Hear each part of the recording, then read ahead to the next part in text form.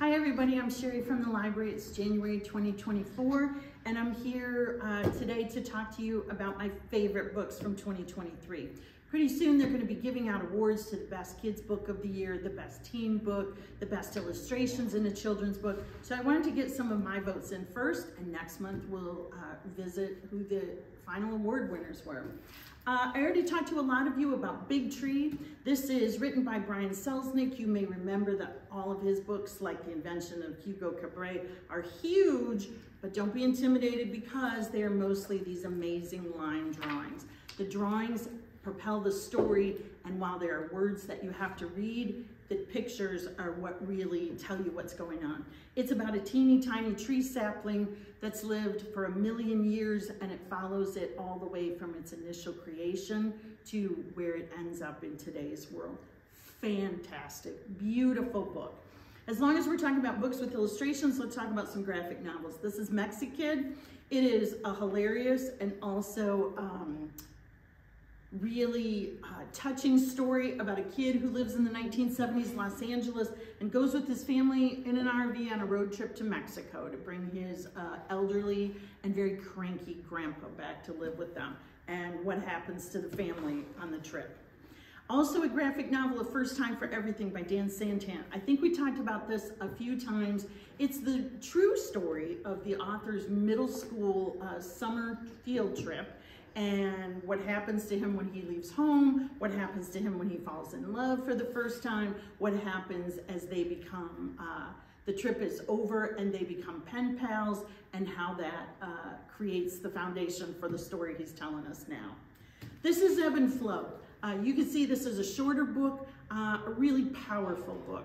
Ebb and Flow are two kids who get into a disagreement that gets pretty nasty at school, and they both end up in detention. And one of the things they have to do in detention is find a way to get along for the rest of the school year. And their detention won't be lifted until they put that plan in place. Since they barely talk to each other, that's a rough assignment.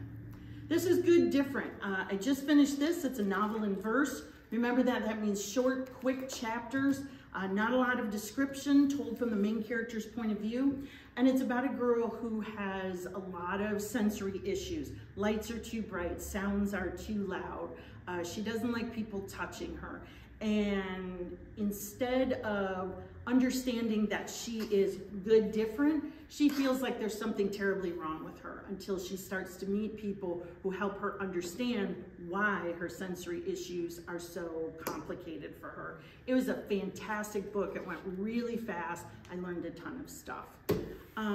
Two books that nearly broke my heart, but I loved both of them. Simon Sort of Says is about a kid who is the only survivor of his shooting at his school. It is funny, if you can believe it. It is touching. It is heartbreaking, but it gives us a lot of hope and a lot of understanding of what it feels like to be the survivor. This is The Lost Year. It takes place during the COVID pandemic when everyone is in the house. A young boy lives with his mom, and they have moved his grandma from a nursing home into the house with them because they think that she'll be safer there. At first, they don't have much interaction, but eventually he starts to find out things about his grandmother's past in Russia and how she came to the United States that really open up his whole view of the world. This is The Probability of Everything. It is about a girl who loves math so much that she loves to figure out the probability of all kinds of events happening. And the event she's mostly concerned about is the fact that an asteroid is headed straight for Earth.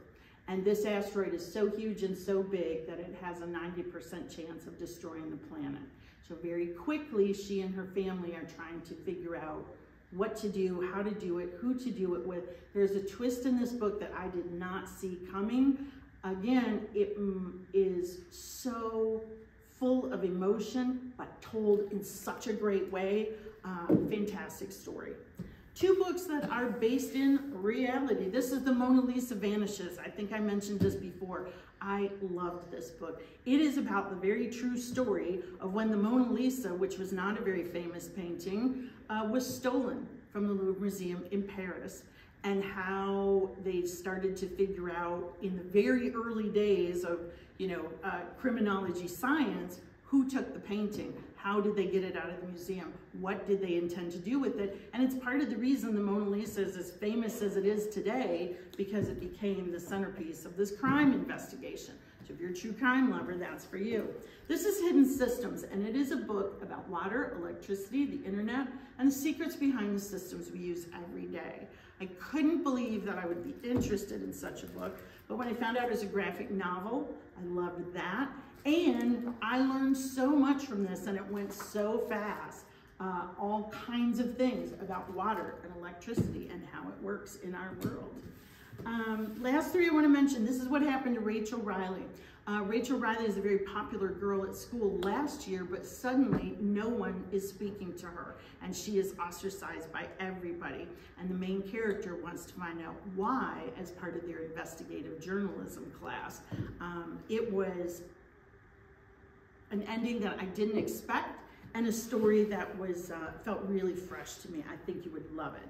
This is Mascot, about a girl who is part of the Cherokee Nation, and at her school, the mascot is a Native American warrior.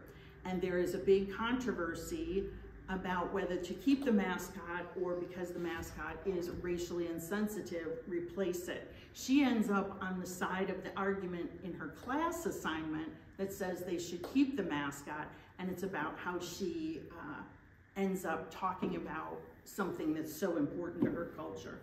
The Labors of Hercules Beale is an amazing story about a kid whose parents have died. He's living with his brother, and he starts at a new school where his teacher is a very, very upright military man, former military man. He decides that the best way to teach the class about ancient Greek civilization is to assign them stories of what happened to Greek gods and have them create their own experience in their own life. It is not something that would have appealed to me by its description, but I have to tell you, it's funny, it's heartwarming. I can't recommend it enough. I would say it's definitely one of my top 13. I hope that you come into the library and check out all these books, but remember, we have thousands more, so come on in and pick the ones that are just right for you. Thank you so much, you guys.